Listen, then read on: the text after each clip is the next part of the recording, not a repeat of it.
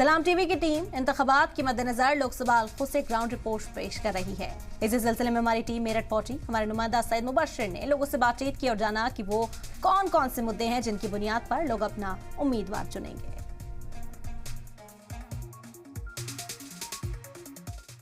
आदाब, सलाम टीवी देख रहे हैं आप। आज मैं पहुंचा हूं हिंदुस्तान की तारीख लिखने वाले एक ऐसे शहर में जहां से आज़ादी का बिगुल फूंका गया था। इस बिगुल फूंकने के पीछे की जो कवायद थी वो पूरी दुनिया जानती है और मैं ऐसी सरजमीन पर मौजूद हूं जहां से आज़ादी का परवान चढ़ा और पूरे हिंदुस्तान में आज़ादी की जो एक लहर थी वो जागी। जहां मैं मौजूद हूं मेरठ शहर के अंदर। इस शहर की तारीख बताती है कि कितने क्रांतिकारी, कितने स्वतंत्रता सेनानी इस शहर ने दिए और आज जब हम खुली हवा में सांस ले रहे हैं तो शायद अगर मैं ये कहूँ कि इसी शहर की देन है तो गलत नहीं होगा। आज हम पहुँचे हैं मेरठ और जानने के लिए कि 24 का सरदार कौन होगा और क्या है ख़ास तौर पर मुसलमानों के मन में। सेकेंड फेज की तैयारी पूरी तरीके से ज़ोर शोर से चल रही है। फर्स्ट फेज़ कंप्लीट हो गया है। वोटिंग ये तय करेगी कि आगे की रणनीति क्या होगी, देश की दशा और दिशा क्या होगी। नेता आपके पास आएंगे, वायदे करेंगे, क्या वो निभा पाएंगे या नहीं निभा पाएंगे ये तो आने वाला वक्त बताएगा। लेकिन कहीं ना कहीं एक बार 2024 के चुनाव एक फिर से देश की दशा और दिशा तय करेंगे। मेरठ शहर के लोग, खास तौर पर मुसलमान, क्या सोच रहे हैं इस बार, किस आधार पर, किन मुद्दों पर इस बार वोट करेंगे, आइए जानते हैं। कुछ लोग यहाँ पर मौजूद हैं, एक बार बात करने की कोशिश करते हैं। सब क्या नाम है आपका? मेरा नाम शादाब खान है। शादाब साहब क्या करते हैं आप? मेरा बिजनेस है। किस चीज़ का बिजनेस है? हम गाड़ियों के जैक, मैकेनिकल जैक, उनकी मैन्युफैक्चरिंग होती है। अच्छा, अपना बिजनेस है? अपना बिजनेस। चलिए, आपने बिजनेस की बात करी, मैं शुरुआत करता हूँ रोजगार से। पिछले 10 सालों में मेरठ के अंदर रोजगार बढ़ा है, घटा है, कैसा देखते हैं आप? देखिए, रोजगार तो घटा है और इसमें बहुत सारी चीज़ें ऐसी रही हैं कि हमें अवसर नहीं मिले। अगर बिजनेसमैन को, कारोबारियों को अवसर नहीं मिलेंगे तो आगे कैसे जाएगा। यानी कि पैसे की शॉर्ट रहती है, हमारे पास ऑर्डर की कमियां रहती हैं। तो इस लिहाज से देखा जाए तो अवसर बहुत कम है, आगे बढ़ने के अवसर नहीं है। हम चाहते हैं कि हम चाइना को बीट करें, लेकिन हमें वो अवसर नहीं मिल पाते हैं। हमें टैक्स की छूट दी जाए, हमें ज़मीनें दी जाएं, जिससे कि नए कारोबारियों को हौसला मिले, नए कारोबारी आगे आएँ और फिर एक गरीब आदमी को भी मौका मिले ताकि वो एक बड़ा इंडस्ट्रियलिस्ट बने। 24 का चुनाव है, सेकंड फेज में आपके यहाँ वोटिंग होनी है, वोट डालने हैं। किन मुद्दों के आधार पर इस बार वोट डाले जाएंगे? देखिए, जो पॉलिटिकल पार्टी हैं और सभी लोग जानते हैं कि सभी की अपनी अपनी आइडियोलॉजी है। बिल्कुल। और लेकिन जिस तरह से पार्टियां सोच रही थी कि हमारा कुछ जो आइडियोलॉजी के हिसाब से हमें वोट मिलेगा, लेकिन इस बार चीज़ें थोड़ी बदली हैं। इस बार जो इलेक्शन होने जा रहा है, सर्वे भी आया है, उसमें कारोबार का एक बहुत बड़ा मुद्दा रहेगा, एजुकेशन का मुद्दा रहेगा और सर्विसेज का मुद्दा रहेगा। तो ये मेन है। उसके बाद कहीं जाके जो पॉलिटिकल एजेंडा, जो कि आइडियोलॉजी के हिसाब से लोग चाहते हैं, वो कम रहेगा। मुद्दा तो यही रहना है, एजुकेशन का। बदलाव की तरफ देख रहे हैं? जी, बदलाव की तरफ देख रहे हैं। क्योंकि देखिए, हम किसी उम्मीद से किसी को चुनते हैं, किसी भी सरकार को चुनते हैं और मौका देते हैं। चलिए, हम सोचते हैं कि एक वक्त लगा उन्हें सेट होने में। सेकंड ऑप्शन जो होता है, सेकंड पीरियड में हम सोचते हैं कि अब सेट हो गई है सरकार, अब कुछ और बेहतर करेगी। लेकिन इंतज़ार की भी एक सीमा होती है। तो मेरे ख्याल से ये काफ़ी वक्त दिया गया सरकार। 10 साल बहुत हो गए। जी, काफ़ी दिया गया, जिसमें से कुछ नया और अच्छा निकल कर नहीं आया। वही पुरानी घिसी पिटी बातें चल रही हैं। ये बहुत अहम चीज़ है कि हिंदुस्तान की आवाम ये चाहती है कि उसके रोज़गार हो, उसके लिए अच्छी शिक्षा हो, उसके लिए हेल्थ सिस्टम मजबूत हो, उसके लिए। लेकिन ये मुद्दे, ये बातें महज इलेक्शन तक ही सीमित हैं, उसके बाद नेता है। अच्छा शादाब साहब, एक चीज़ और मैं आपसे जानना चाहूँगा। आपके पूर्व का अभी तो खैर है एमपी सांसद हैं, वो कभी इलाके में आए? जी नहीं, कभी नहीं आए। कभी नहीं आए? कभी नहीं आए। ऐसा क्यों? शायद उनकी सोच ये रही हो कि भाई मुझे जिस कम्युनिटी ने वोट दिया है मैं उन्हीं के पास जाऊं।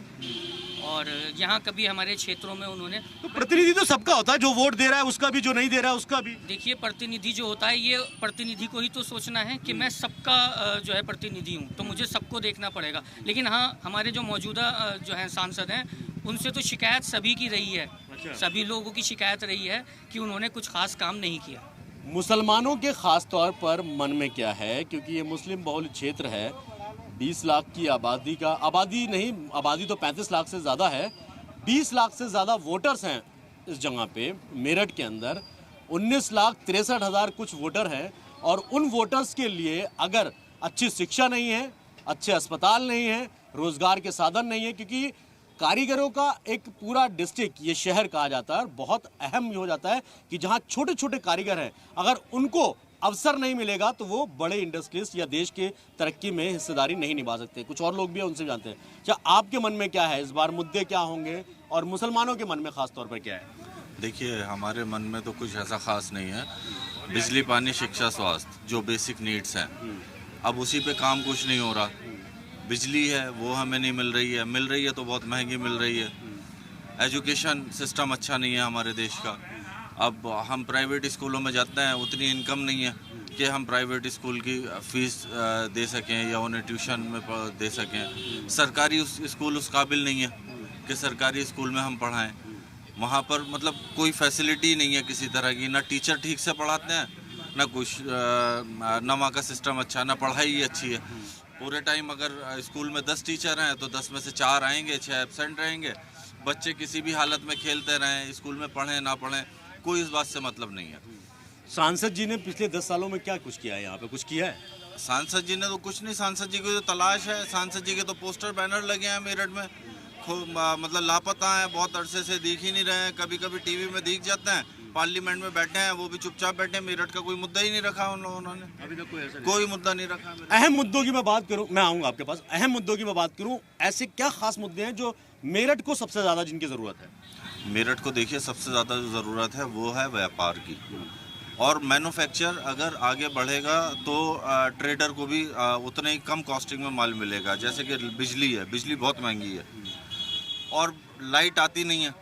अब लेबर बैठी है, मटेरियल की कॉस्ट ऊपर चली जाती है, तो ट्रेडर को भी महंगा मिलता है, एंड यूज़र को भी महंगा मिलता है, और हमें परेशानी का सामना हो रहा। अब जैसे कि मेरा बिजनेस है बेकरी इक्विपमेंट का, मतलब यहाँ पर जो मैन्युफैक्चरिंग कॉस्ट है हमारी, उससे कहीं सस्ता 20-30% सस्ता हमें चाइना से इंपोर्ट करके पड़ रहा। अच्छा, इतना फ़र्क है? जी, इतना फ़र्क है। 20-30% कॉस्टिंग नीचे चली जाती है अगर इंपोर्ट कर रहे हैं। अब आप मुझे ये बताइए कि चाइना जैसे बिजनेस कर रहा है तो वो कैसे इतनी कम कॉस्ट में हमें दे रहा है? क्योंकि गवर्नमेंट कोऑपरेटिव है, गवर्नमेंट उनका साथ दे रही है, उन्हें बिजली दे रही है, उन्हें बैंक लोन दे रही है, पैसा दे रही है। तो गवर्नमेंट ने तो ये भी कहा है कि अब तो लोन का भी अमाउंट बढ़ा दिया है। दूसरी तरफ ये कहा कि आपको अगर छोटे छोटे रोजगार करने तो उसके लिए बैंक लोन आपको देगा। आप जाइए बैंक से लोन लेकर दिखाइए, आपकी पूरी ज़िंदगी का भाई खाता मांग लेंगे और आपको 2 लाख रुपए लोन नहीं मिलेगा।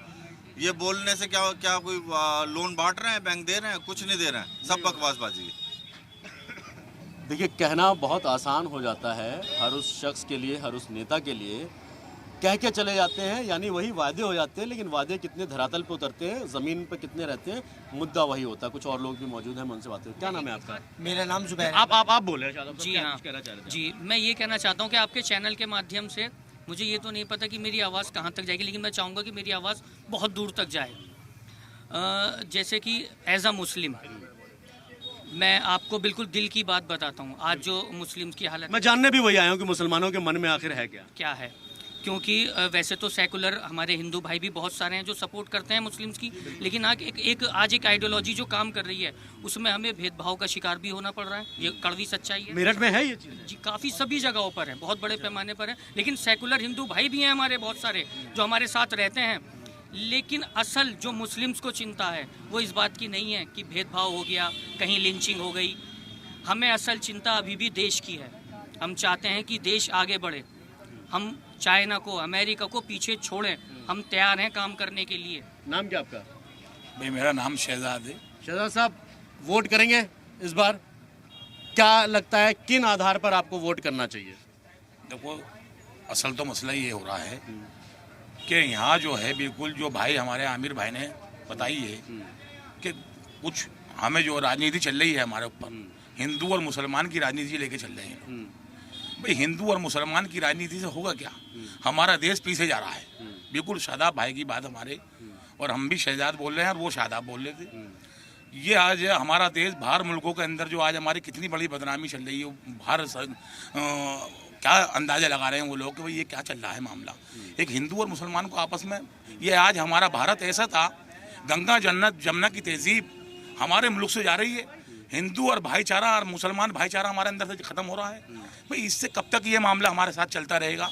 वो आज पब्लिक पीछे चल रही है बहुत ज़्यादा। भाई अनाज हमें मिला, गरीबों को अनाज दिया मोदी सरकार ने, नहीं है नहीं हम इससे ना इनकार नहीं कर रहे, गरीबों को अनाज मिला और जो जो व्यवस्था उन्होंने की बहुत बढ़िया करी। जो अपराध और सरकारों में था वो अपराध बीजेपी ने खत्म करके दिखाया। मैं इस बात को मानता हूं, जो अपराध आने वाली सरकारों के अंदर था, बीएसपी में अपराध था, मुलायम सिंह समाजवादी पार्टी में अपराध था, कांग्रेस के टाइम में भी अपराध रहा, मगर भाजपा ने उस अपराध को खत्म किया।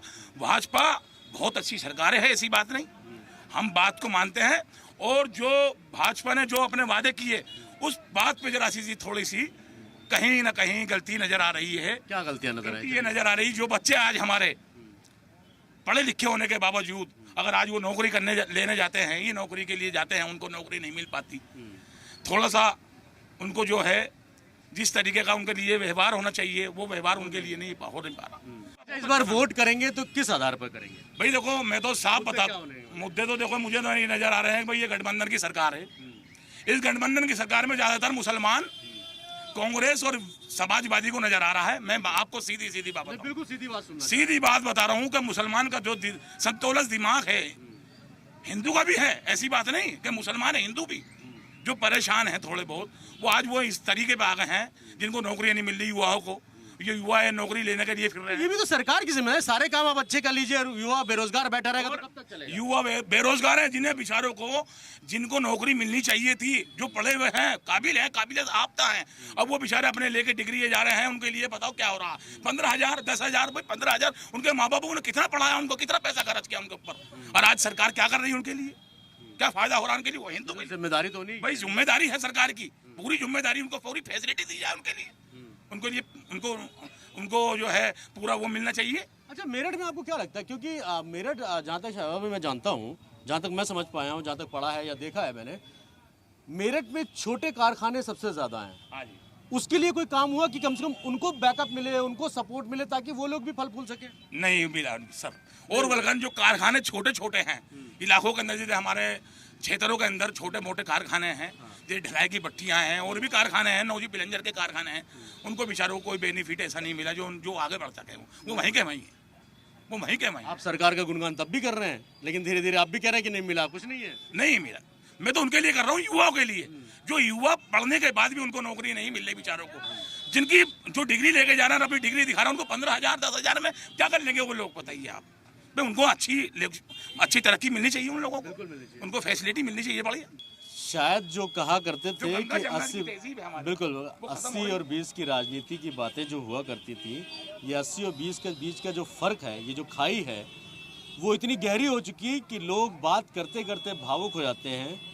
एक दोस्त जो पैदाइश से साथ में है, आज अगर वो हिंदू हो गया और वो दूसरा मुसलमान हो गया, तो बीच की जो खाई है वो लगातार बढ़ रही है, जिसका अफसोस उत्तर प्रदेश और ख़ास तौर पर पश्चिमी उत्तर प्रदेश में सबसे ज़्यादा देखने को मिला।